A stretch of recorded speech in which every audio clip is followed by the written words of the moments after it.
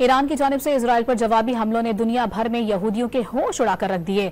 America में हजारों यहूदी जंग के खिलाफ सड़कों पर निकल आए। गुज़िश्ता रोज होने वाले एहतजाज में मुजाहिरीन ने ईरान से माजरत और जंग बंद करो के नारे लगाए।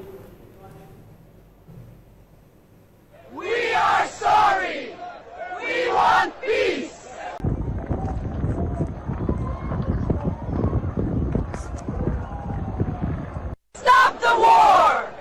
Iran! We are sorry! We want peace!